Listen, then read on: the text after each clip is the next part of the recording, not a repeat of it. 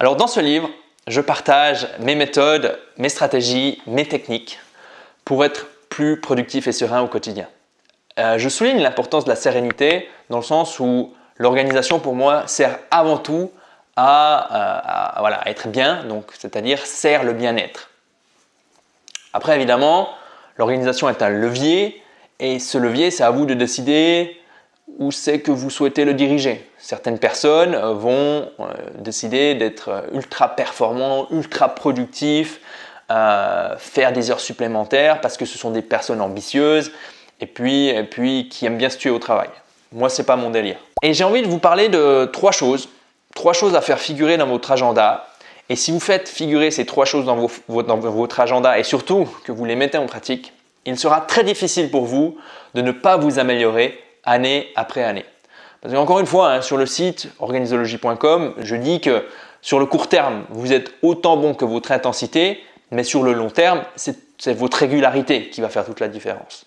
Et donc pour moi, la régularité, pour obtenir de la régularité, il faut prendre en considération pas uniquement son projet du moment, mais finalement le système dans lequel on évolue, donc c'est-à-dire l'environnement, mais également soi-même. C'est pour ça que l'organisologie est avant tout une discipline qui vise une organisation, l'étude et l'enseignement d'une organisation systémique, donc holistique, délibérée et puis créative. Donc évidemment, si ce sujet vous intéresse, si vous voulez en savoir plus sur l'organisologie, je vous mets un lien, c'est un peu la base, mais où j'explique finalement ma vision. Je vous le mets, ce lien, dans la description de cette vidéo. Donc c'est trois éléments qui vont vous permettre, si vous les mettez dans votre agenda et surtout si vous les suivez, qui vont vous permettre de vous améliorer année après année, de vous adapter. Encore une fois, ce n'est pas le plus fort qui gagne, c'est celui qui s'adapte. Le premier point, c'est de bloquer 1 heure par jour au début de votre journée pour vos projets long terme. Alors évidemment, peut-être que vous êtes dans la situation suivante. Julien, tu es bien sympa, mais 1 heure par jour, j'ai pas 1 heure par jour. Alors, si vous êtes en train de regarder cette vidéo, et je sais ça dessert mes intérêts, de vous dire ça va desservir mes intérêts, mais si vous êtes en train de regarder cette vidéo, il y a de fortes chances que vous regardez d'autres vidéos sur YouTube et vous allez pouvoir gagner beaucoup de temps, alors peut-être pas 1 heure par jour, mais vous allez pouvoir gagner beaucoup de temps si vous supprimez YouTube de votre vie. Je ne dis pas qu'il faut le faire, mais c'est une première piste. Et quand on commence à vraiment se poser la question « Comment je peux gagner 1 heure de temps par jour ?» tout d'un coup, on commence à trouver des idées.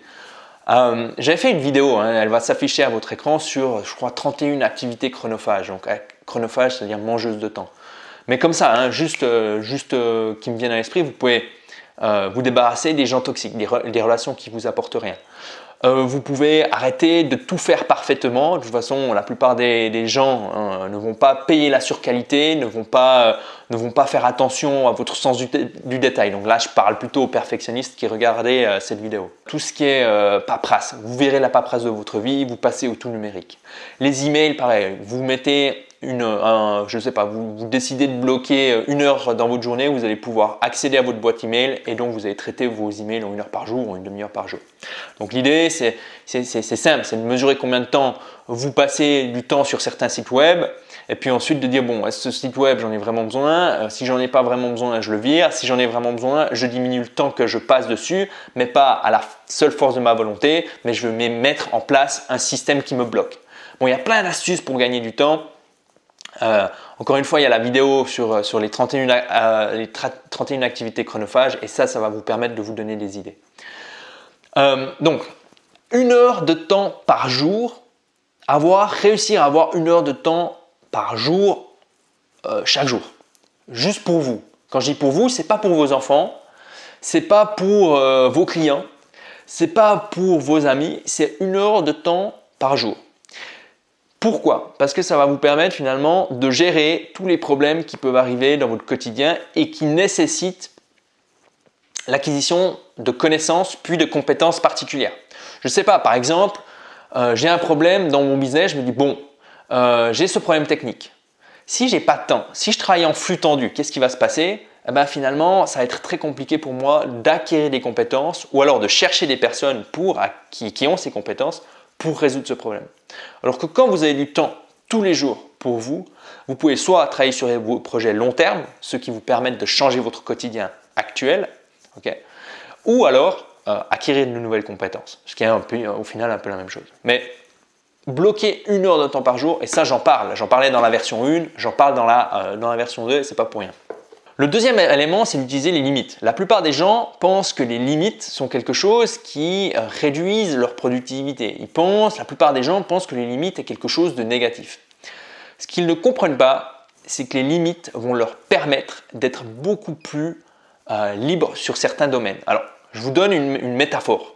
Quand vous allez en forêt et que vous faites un feu, vous mettez des cailloux autour de ce feu. C'est une limite. Vous limitez finalement le foyer du feu. Et parce que vous mettez des cailloux autour de ce feu, le feu ne va pas se propager autant facilement à la forêt tout entière. Et donc, grâce à cette limite, vous avez la capacité ou la possibilité de vraiment profiter de ce moment en forêt. Okay, sans vous soucier de plein de choses. Et c'est pareil en fait avec toutes les limites que l'on peut s'auto-imposer. C'est ça qui est important, ce n'est pas les limites que les autres nous imposent, mais c'est celles que l'on décide de s'auto-imposer pour nous aider. Et les limites, il y a 2 types de limites, c'est ce que j'appelle les limites libératrices. Les limites minimum, les limites maximum. Alors, s'il y a quelque chose que vous ne faites pas assez et qui pourrait vous aider, vous allez instaurer dans votre agenda des limites minimum. Alors, un exemple, vous ne faites pas assez d'activité physique. Ou alors, vous êtes trop sédentaire. Il ne faut pas confondre activité physique et sédentarité. Il y a des personnes qui vont faire du sport 3 fois par semaine et qui vont travailler toute la journée assis et qui vont se dire parce que je fais du sport, c'est bon. Non, c'est pas bon. Je vous garantis qu'il y a une grosse différence entre faire du sport et travailler debout toute la journée. Donc, par exemple, vous dites bon, je suis beaucoup trop sédentaire, donc je vais mettre une limite minimum. Travailler 4 heures par jour debout ou à mon bureau debout, par exemple. Ou alors, si je fais simplement pas assez de sport, je vais mettre dans mon agenda 3 fois où je prends rendez-vous avec moi-même et je vais vraiment aller faire du sport.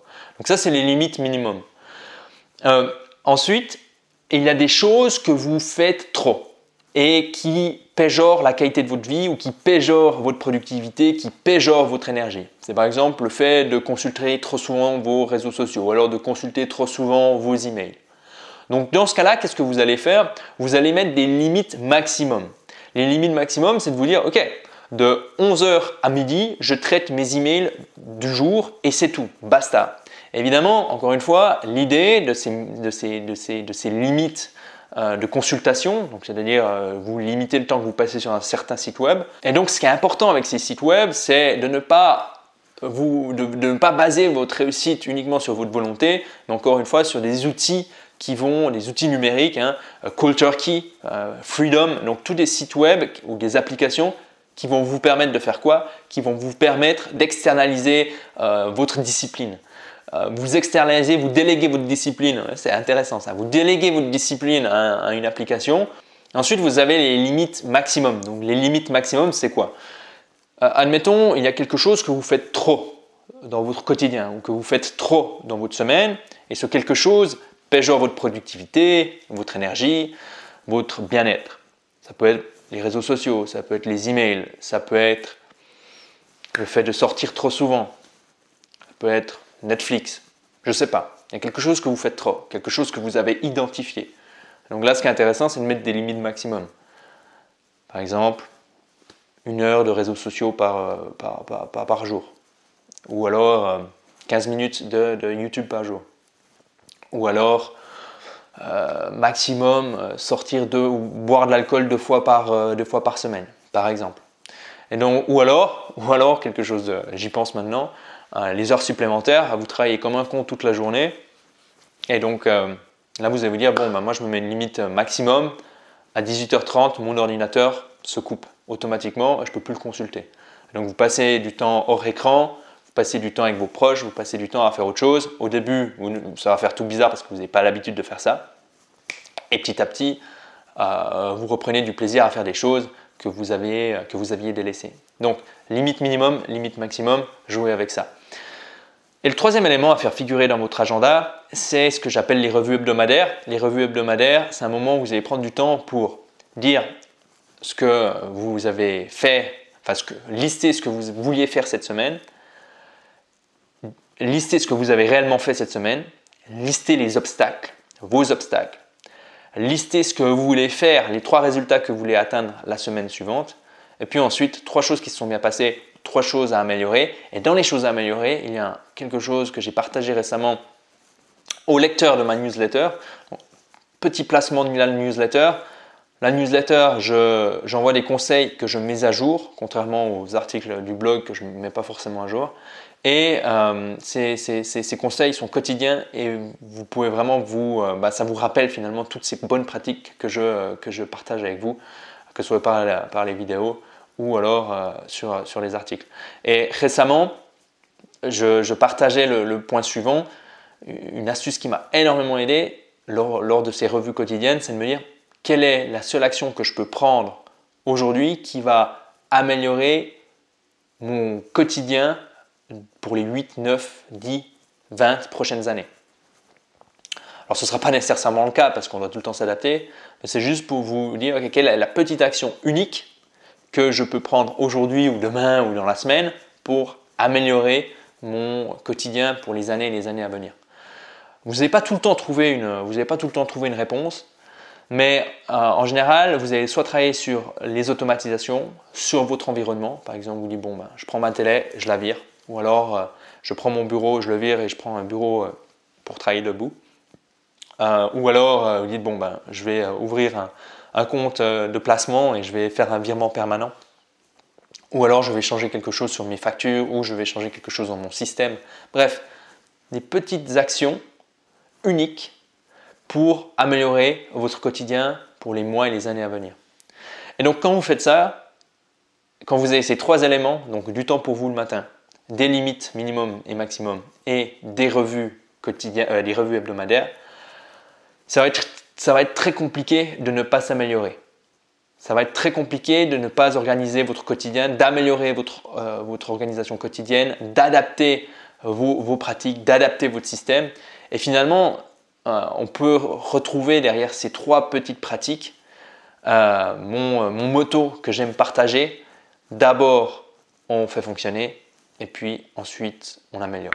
Voilà, pensez à vous abonner à cette chaîne et on se voit prochainement pour une nouvelle vidéo.